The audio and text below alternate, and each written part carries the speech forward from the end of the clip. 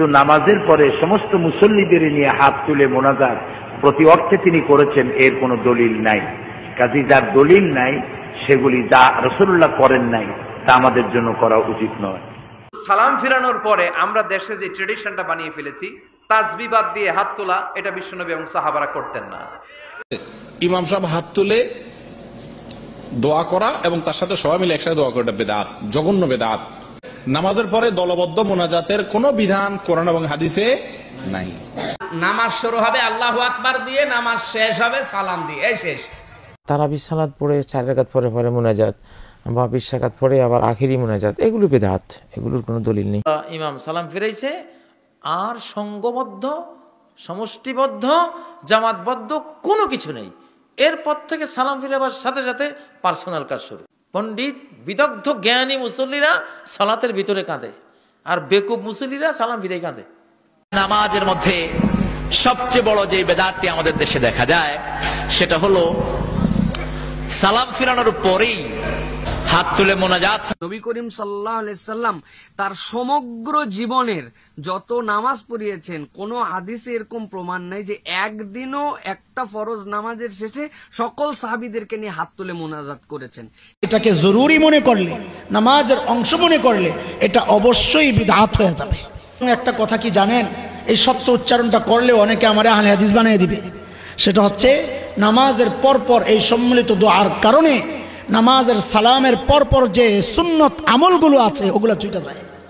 নবীজি সাল্লাল্লাহু আলাইহি ওয়াসাল্লাম জীবনে একটা নামাজেও সম্মিলিত মোনাজাত করেছেন, কোনো হাদিসে পাওয়া যায় না।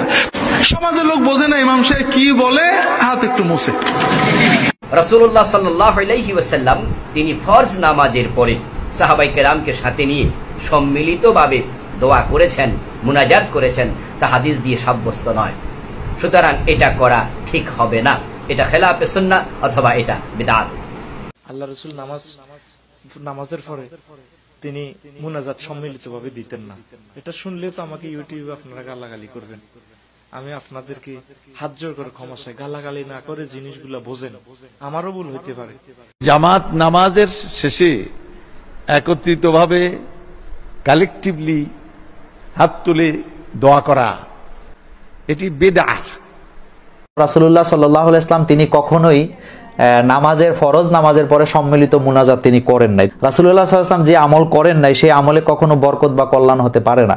সম্মিলিতভাবে সবাই মিলে একসাথে হাত তুলে ইমাম সাহেবের নেতৃত্বে দোয়া করা, এটা কি সুন্নাত না বেদাত? কেমনে বেদাত? দোয়া করা কি খারাপ জিনিস? দোয়া তো ভালো জিনিস। 18,000 ওয়াক্তের এক ওয়াক্তেও সালাম ফিরানোর পরে আল্লাহ রাসূল সাল্লাল্লাহু আলাইহি ওয়াসাল্লাম সকল সাহাবায়ে কেরামদেরকে নিয়ে নবী সাল্লাল্লাহু আলাইহি ওয়াসাল্লামের নেতৃত্বে হাত তুলে দোয়া করেন নাই। এটাই হলো সুন্নাত আর বেদাতের দলিল। এখন কেউ যদি বলে মিয়া দোয়া করতে আল্লাহ রাসূল নিষেধ করছে কিনা, নিষেধের হাদিস দেখান। তো নিষেধের হাদিস যদি থাকতো এটা তো আর বেদাত হইতো না, এটা হারাম হয়ে যেত। আল্লাহ রাসূল সাল্লাল্লাহু আলাইহি ওয়াসাল্লাম করেন নাই, এটাই দলিল। সম্মিলিত মোনাজাতের যে জায়গাগুলো রাসূল সাল্লাল্লাহু আলাইহি ওয়াসাল্লাম করেছেন সেই জায়গাগুলোতে আমরা সম্মিলিত মোনাজাত, যেমন আমরা বললাম যে সালাতুল ইস্তিসকা, বৃষ্টি প্রার্থনার নামাজ, অথবা ধরুন চন্দ্রগ্রহণ সূর্যগ্রহণের নামাজ, এই সকল জায়গাগুলোতে আমরা একত্রিতভাবে মোনাজাত করতে পারি। অন্য জায়গায় যাতে আমরা এগুলো না করি। যে জায়গাগুলোতে সকলকে নিয়ে মোনাজাত করেননি সেখানে যদি আমরা সকলকে নিয়ে মোনাজাত করতে চাই তাহলে দুটো প্রবলেম হবে। একটি প্রবলেম হলো রাসূলের সুন্নাহর ভায়োলেশন হচ্ছে, 2 নম্বর হচ্ছে মোনাজাত তো একান্ত আল্লাহর সাথে কথোপকথন। ফরজ নামাজের পরে দোয়া করা যাবে কিনা, আমাদের যেটা স্টাডি সেটা হচ্ছে না করা। আমাদের মদিনা ইউনিভার্সিটির সমস্ত শাইখ, একজন শাইখকেও দেখিনি এই কাজ করতে। যেগুলো নগদ বেদাত বেটা, তওবা করে ফিরে আসতে হবে এখান থেকে। শুধু ফিরে আসা নয়, হুজুর জাতির সামনে দাঁড়িয়ে তওবা করতে হবে, ভুল হয়েছে আমার, এই কথা বলা ছাড়া আপনার কোনো বাঁচার পথ নেই। নামাজের পরে সবাই মিলে হাত তুলে দোয়া করলে পাপ হতে হবে। রাসূলকে অপমান করা হবে, রাসূলকে অপমান করে কেউ জান্নাত কেনার চেষ্টা করিয়েন না, ভুল সিদ্ধান্ত। রাসূলুল্লাহ সাল্লাল্লাহু আলাইহি ওয়াসাল্লাম সালাতের পরে যে প্রক্রিয়ায় সামষ্টিকভাবে লোকদেরকে নিয়ে যে মুনাজাত করা হয় তাকে এই ধরনের কোনো মুনাজাত করেছেন মর্মে কোনো সহিহ অথবা দঈফ অথবা মিথ্যা এই ধরনের কোনো বর্ণনা হাদিসের কোথাও আসেনি। এটা যে বেদাত 800 বছর যাবৎ সালাফি বিদ্বানগুলো বলে আসছেন। ইবনে তাইমিয়া বলেছেন ফাহুয়া বিদআ, এটা বেদাত। ইবনুল কাইয়িম বলেছেন এটা তো বেদাত, এর পক্ষে কোনো হাসান হাদিসও নাই, সহিহ হাদিসও নাই। তারপরে ইবনু বাজ বলছেন ফাহুয়া বিদাতুম মুনকারা, এটা নিকৃষ্ট বেদাত। শেখ উসাইমিন বলছেন বিদাতুন বিলা শাক্কিন, নিঃসন্দেহে বেদাত। শেখ আলবানী বলছেন যে বিদাতুন লা আসলা লাহু, এটা বেদাত, এর কোনো শরীয়তে ভিত্তি নাই। এইভাবে সালাতের পরে একসাথে সম্মিলিত মুনাজাত করা রাসূলুল্লাহ সাল্লাল্লাহু আলাইহি ওয়াসাল্লাম সাব্যস্ত নেই, অথবা কোনো সুনির্দিষ্ট ইবাদতের সাথে হচ্ছে নিয়ম করে নেওয়া হচ্ছে যে এইভাবে মুনাজাত প্রতিদিন করা হচ্ছে, তাহলে সেটাও বেদাত হবে। কারণ রাসূলুল্লাহ সাল্লাল্লাহু আলাইহি ওয়াসাল্লাম থেকে যদি প্রমাণিত না হয় তাহলে সেটা করা যাবে না। ফরজ নামাজের শেষে দোয়া আছে, তবে সম্মিলিতটা নাই। দোয়া করছেন যদি মাঝে মধ্যে করে নেন একা একা কোনো অসুবিধা নেই, কিন্তু ইমাম দোয়া করবে আর সবাই সম্মিলিত আমিন আমিন বলবেন, এটা বেদাত কাজ।